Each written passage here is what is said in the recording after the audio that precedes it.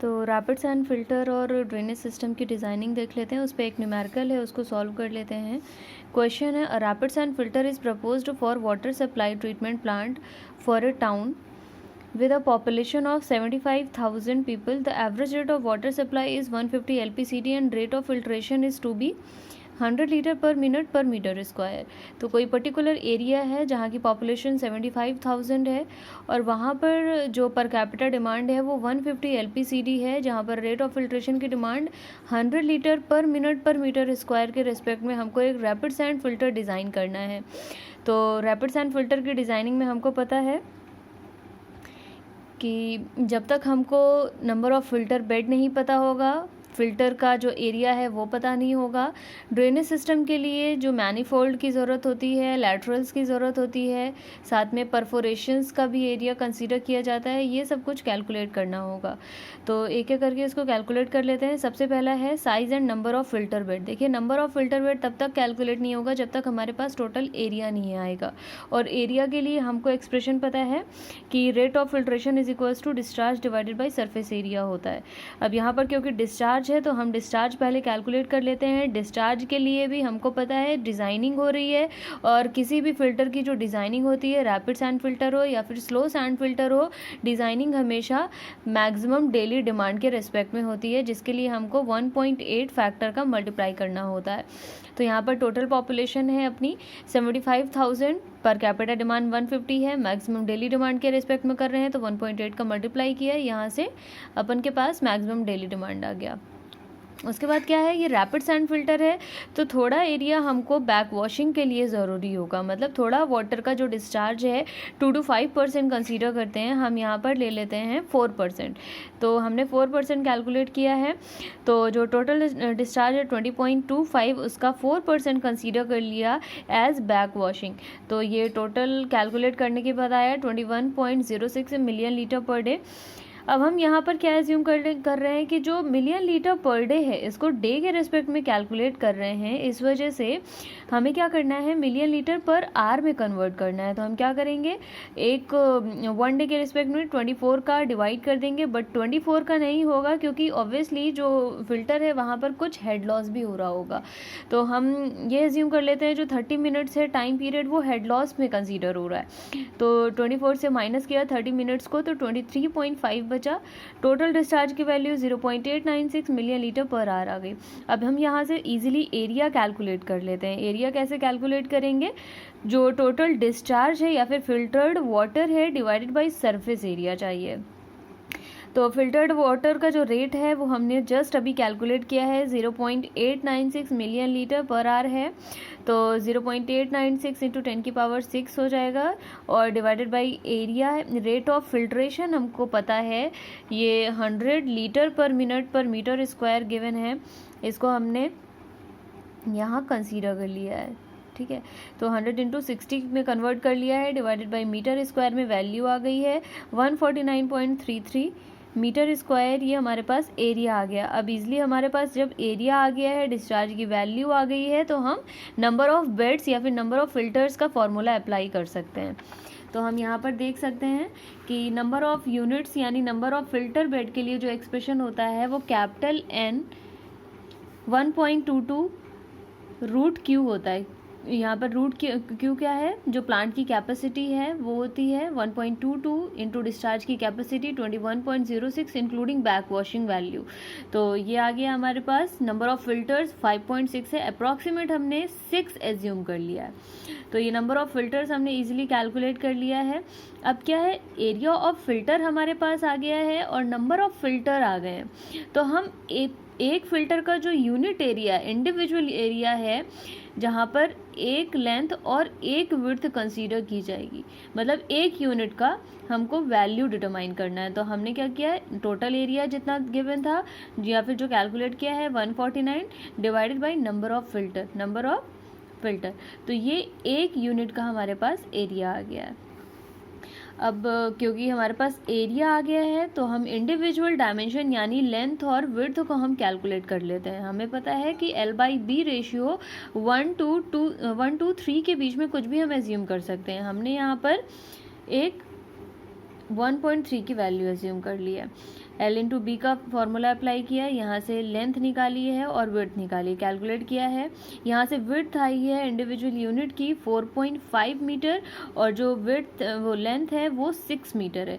तो हम यहाँ से एक समरी निकाल सकते हैं कि 6 फिल्टर यूनिट्स इस्तेमाल होगी, जिस पे जो इंडिविजुअल डायमेंशन होगा, यूनिट का जो डायमेंशन है L इंटू बी के टर्म्स में, उसकी हमने एक्चुअल वैल्यू पता कर लिया 6 इंटू 4.5 मीटर। अब क्या करते हैं, ये हमारे पास नंबर ऑफ फिल्टर बेड आ गया, एरिया आ गया फिल्टर यूनिट का। अब हम जो ड्रेनेज सिस्टम है जिसमें हम मैनीफोल्ड और लैटरल्स इस्तेमाल करते हैं उसको कैलकुलेट कर लेते हैं। देखिए इसमें क्या होगा कि हमें पता है, थोड़ा डिज़ाइनिंग इसके जो की पॉइंट्स है उसको रिकॉल करते हैं। जो क्रॉस सेक्शन ऑफ मैनीफोल्ड होता है वो जस्ट डबल होता है साइज़ ऑफ लैटरल्स का, और जब तक हमारे पास साइज़ ऑफ लैटरल नहीं आएगा तब तक हमारे पास मैनीफोल्ड की वैल्यू नहीं आएगी, और जब तक हमारे पास एरिया ऑफ परफोरेशन नहीं आएगा तब तक हमें लैटरल की वैल्यू नहीं पता चलेगी। लैटरल मतलब जो लैटरल्स हम इस्तेमाल करते हैं जो फिल्टर वाटर को रिसीव करते हैं। तो हमें पता है कि जो डिज़ाइन स्टेप होता है वो एरिया ऑफ परफोरेशन वो 0.2 से 0.3 ऑफ फिल्टर्ड एरिया लेते हैं। तो 0.2 से 0.3 के बीच में कोई भी वैल्यू ले सकते हैं। हमने एज्यूम कर लिया है कि 0.3% हम कंसीडर करते हैं। तो जो टोटल एरिया, यहाँ ध्यान दीजिएगा, हम टोटल एरिया कैलकुलेट कर रहे हैं, अभी आगे हम इंडिविजुअल एरिया कैलकुलेट करेंगे। परफोरेशन का जो नेट एरिया है वो भी कैलकुलेट होगा। ये क्या है, टोटल एरिया कैलकुलेट किया है। तो 0.3 हो गया। फिल्टर यूनिट का जो एरिया है वो जस्ट अभी कैलकुलेट किया है L इंटू बी के टर्म्स में, वो हो गया 0.3 into 10⁻⁻² into 6 into 4.5 metre square. ये यहाँ पर वैल्यू आ गई। अब इसके बाद क्या है कि जब हमारे पास परफोरेशन का एरिया आ गया है तो हम इजीली लैटरल के एरिया को कैलकुलेट कर सकते हैं। जो लैटरल का एरिया आ जाएगा तो फिर हम मैनीफोल्ड का एरिया यानी क्रॉस सेक्शनल यानी एक फ्रंट व्यू कैलकुलेट कर रहे हैं। फ्रंट व्यू का जो डायमेंशन है उसको हम कैलकुलेट कर रहे हैं। तो यहाँ पर क्रॉस सेक्शन ऑफ लैटरल निकाला है। कैसे निकाला है, ये जो परफोरेशन का एरिया आया है उसका जस्ट डबल कर दिया। कैसे, 2 इंटू 0.081। उसके बाद एरिया ऑफ मैनीफोल्ड के लिए क्या करेंगे, जो लैटरल का डायमेंशन आया है उसका जस्ट डबल करेंगे, 0.324 मीटर स्क्वायर हो गया। अब क्या है कि ये क्रॉस सेक्शनल वैल्यू आई है, यानी ये फ्रंट व्यू की वैल्यूज़ आई हैं, फ्रंट व्यू का डायमेंशंस आया। अब हम क्या करते हैं, डायामीटर कैलकुलेट कर लेते हैं। यहाँ से हम देख सकते हैं कि ये जो सेंट्रल मैनीफोल्ड है इसका सिर्फ ये हमको अभी पता करना है। उसके बाद जो हमने इसका डायमेंशन है यानी क्रॉस सेक्शनल एरिया वो पता कर लिया है। अब हम क्या करते हैं, डायामीटर कैलकुलेट कर लेते हैं। Diameter should be equal to π/4 d square is equals to जो हमने अभी एरिया कैलकुलेट किया है वो, यहाँ से डाया कैलकुलेट किया 65 सेंटीमीटर आया। उसके बाद नंबर ऑफ लैटरल कैलकुलेट करने के लिए एक्सप्रेशन हमको पता है क्या होता है, लेंथ होता है डिवाइडेड बाय स्पेसिंग होता है। लेंथ क्या है, 6 मीटर कैलकुलेट की है लेंथ, उसको हमने सेंटीमीटर में कन्वर्ट कर लिया है, divided by spacing of 15 to 30 के बीच में कुछ भी एज्यूम कर सकते हैं। तो ये स्पेसिंग आ गई, 15 एज्यूम कर ली हमने यहाँ पर। उसके बाद नंबर ऑफ लैटरल यहाँ पर 40 आएगा। अब क्योंकि लैटरल क्या है, दोनों साइडेड प्रोवाइडेड होते हैं, तो हमने क्या किया, 40 इंटू 2 कर दिया। यहाँ से total number of lateral calculate होकर आ गया। उसके बाद क्या करना है, जब डायमेंशन हमारे पास आ गया है तो जो लेंथ ऑफ ईच लैटरल है, जो लैटरल की जो लेंथ है, इंडिविजुअल लैटरल की जो लेंथ है वो कैलकुलेट करना है। कैपिटल बी 4.5 कैलकुलेट किया है, स्मॉल डी यानी स्मॉल डी क्या है, central of manifold, central dimension of manifold, जो हमने 65 सेंटीमीटर कैलकुलेट किया है उसको यहाँ पर हमने मीटर में कन्वर्ट कर लिया है, 1.925 मीटर ये डायमेंशन आ गई है इंडिविजुअल लैटरल की। उसके बाद क्या करना है कि हमें डाया डिटरमाइन करना है। अभी तक हमने डायमेंशन ऑफ मैनीफोल्ड डिटरमाइन कर लिया है, total number of perforation calculate कर लिया है, नंबर ऑफ लैटरल कैलकुलेट कर लिया है। अब कैलकुलेट कर लेते हैं जो हमारा जो लैटरल यूज़ किया है जिसकी लेंथ 1.925 कैलकुलेट की है, 1.925 कैलकुलेट किया है, उसका हमें डाया पता करना है। तो हम क्या करेंगे कि total number of perforation calculate कर लेते हैं, वहाँ से ईज़िली हम लैटरल का जो डायमीटर होगा उसको कैलकुलेट करने में हमको आसानी होगी। तो 80 लैटरल यूज़ हो रहे हैं, हमको पता है।